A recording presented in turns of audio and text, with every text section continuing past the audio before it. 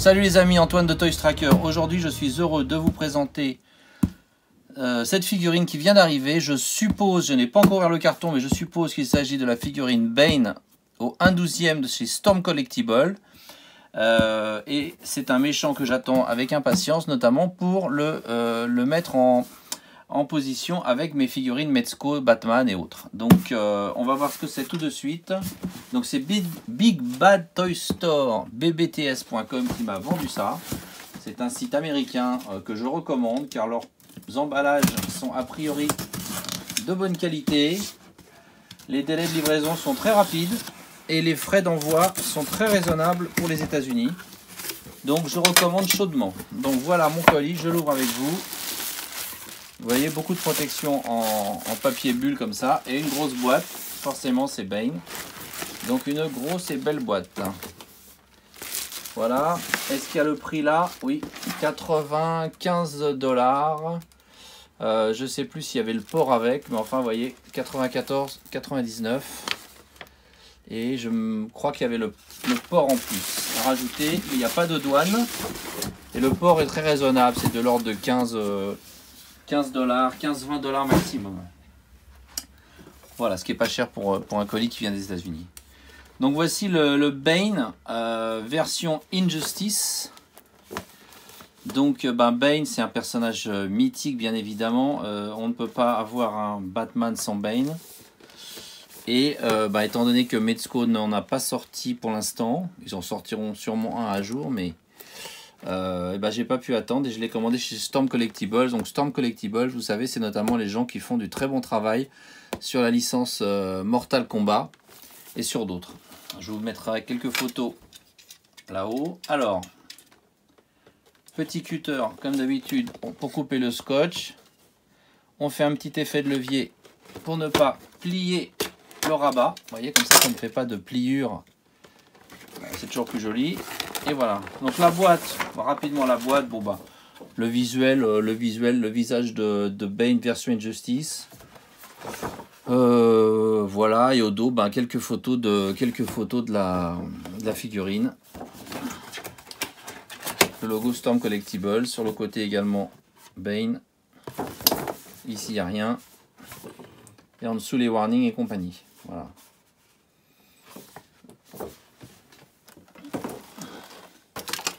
Donc, on regarde ça.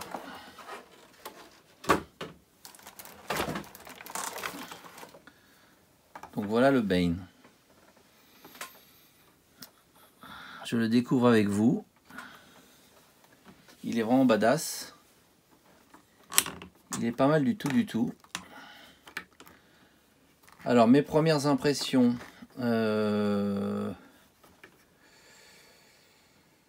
Qu'est-ce que je peux vous dire de premières impressions? Il fait un petit peu jouet quand même, je trouve. Je vous montrerai tout à l'heure une figurine de chez DC Direct, je crois, qui est de Bane également, qui à mon avis déjà est mieux réalisée. Mais bon, il est pas mal, hein. Au niveau des articulations, on a double articulation au genou, double articulation au coude. Elle a l'air d'être très bien articulée, hein. C'est souvent le cas avec les figurines Storm, hein. Un grand écart. Le rendu sur les tuyaux est pas mal, hein, parce que vous voyez, le verre n'est pas le même partout. Il y a un verre plus clair là, plus sombre quand on se rapproche des avant-bras.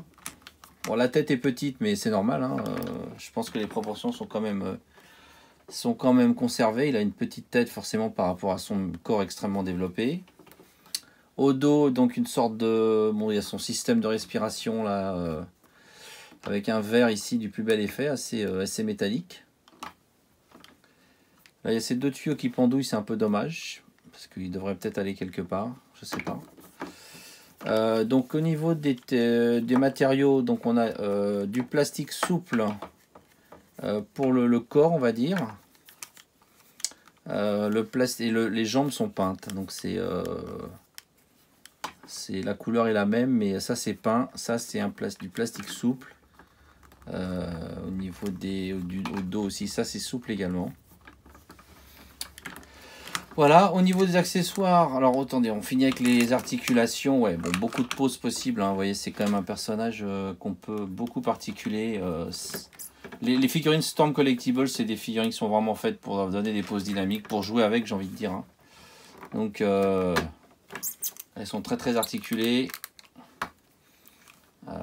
Voilà, c'est assez marrant pour ça. Le torse, il y a des abdos.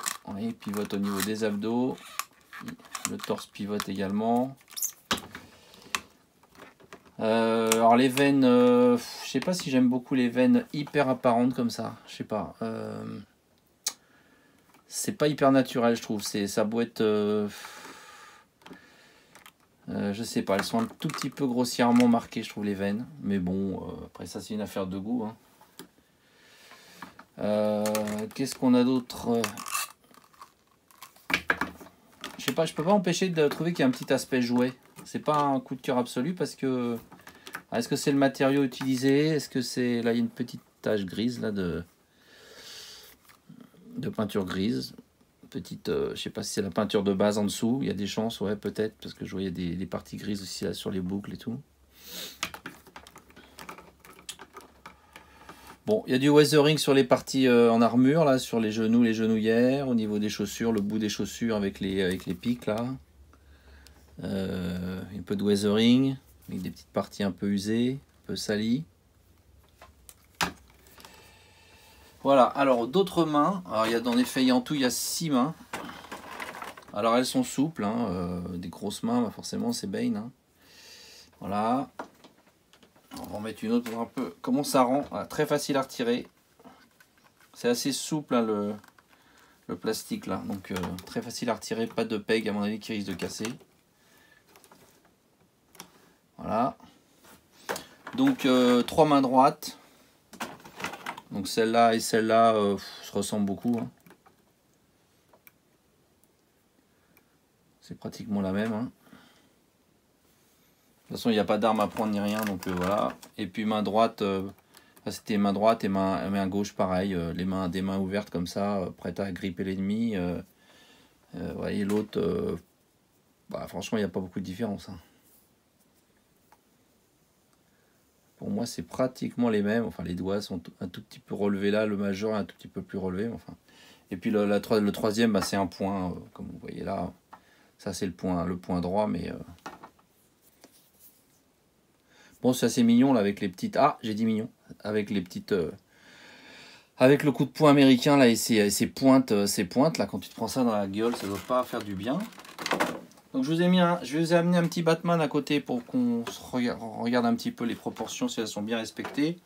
Ça c'est le Batman Sovereign Knight de chez Mezco. Oui, bah je crois que les proportions sont respectées, hein, c'est ça, hein, il est beaucoup plus grand que lui.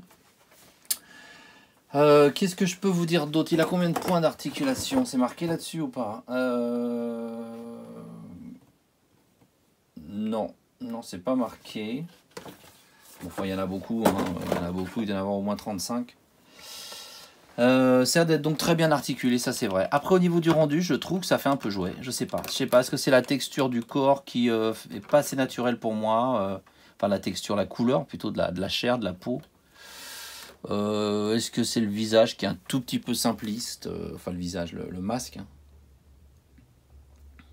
Je sais pas, il y a un côté un peu cartoon presque, hein, un peu... Alors je sais pas, peut-être que j'aime trop les choses réalistes. Je vais vous montrer maintenant quelque chose de très beau. Vous allez voir, c'est pas la même réalisation. Donc là, je vous montre un autre Bane que j'ai la chance de posséder. Je dis la chance parce que il est difficile à trouver et il est très cher. Donc c'est quelque chose aujourd'hui qui vaut, on va dire vraiment dans une fourchette large, entre 150 et pratiquement 300 euros. Il était également présent dans un double pack avec Batman. Il y avait juste une petite différence sur la couleur des tuyaux là qui était... Ça, je crois que c'est la version qui était avec Batman, et la version qui est encore plus chère avec les tuyaux verts était vendue seule. Donc ça, c'est la version Arkham Asylum qui est sortie il y a déjà plusieurs années, hein. Je me rappelle pas exactement, enfin ça date pas d'hier, hein. Ça date au moins de... J'ai envie de dire pratiquement 7-8 ans, quelque chose comme ça, à vérifier. Et bah, pour moi, il n'y a pas trop photo quand même entre ce qu'on a fait Storm Collectibles et ce qu'avait fait DC Direct à l'époque. Hein. On a quelque chose de quand même beaucoup plus réaliste. On a, je sais pas, c'est pas le même, c'est pas tiré c'est pas la même version de Bane, hein, c'est clair. C'est pas non plus. C'est pas non plus le même prix, même si à l'époque celui-ci coûtait pas si cher. Hein. Mais bon, je sais pas, parce que ça, on est quand même bon, pratiquement à 100 $. Ça, à l'époque, je pense pas que ça coûtait plus de 50. Même si c'était il y a une dizaine d'années ou 8 ans. Mais je sais pas, là, je trouve qu'on a vraiment une réalisation incroyable avec vraiment toute la machine dans le dos. Là, regardez-moi ça, c'est une tuerie. Hein. Cette machine, je vais la faire tourner un petit peu là. Je l'éloigne un peu pour que vous l'admiriez. Je trouve que là, vraiment, DC Direct avait réussi quelque chose de superbe. Sans doute moins articulé, hein, sans doute des articulations plus dures, plus rigides, on va dire. C'est vrai que le Bane de Storm a l'air d'être très très souple. On peut vraiment faire beaucoup de choses avec lui. Bon, c'est pas un coup de cœur absolu. Je sais pas. Il y a un truc, voilà, hein, une figurine, ça se discute pas. On aime ou on n'aime pas. Il y a un coup de cœur ou il n'y a pas. Je suis moyennement emballé. Ce sera pas une pièce maîtresse de ma collection, clairement. Bon, elle a le mérite d'exister parce que des figurines de Bane de cette taille, au 1/12e, donc, et puis sur la version Injustice, il n'y en a pas encore. Et puis je pense pas qu'il y aura nécessairement beaucoup mieux. Sauf si peut-être Mezco se décide à en faire une, mais je suis pas sûr qu'ils aient la licence, en tout cas pour le jeu Injustice. Mais voilà, c'est ma première Storm et je suis un tout petit peu déçu. Je pense qu'ils auraient pu améliorer un peu le travail de peinture, ils auraient pu améliorer un certain nombre de choses. Le weathering est un peu basique. Bon, les articulations qui sont un petit peu malheureusement aux dépens de l'esthétisme, hein, parce que forcément quand il y a beaucoup d'articulations ça se voit un peu. Mais les articulations ont l'air d'être superbes, donc là-dessus rien à dire. Voilà les amis, bah écoutez, j'espère que cette petite vidéo vous a plu. Je vous dis à bientôt, ciao!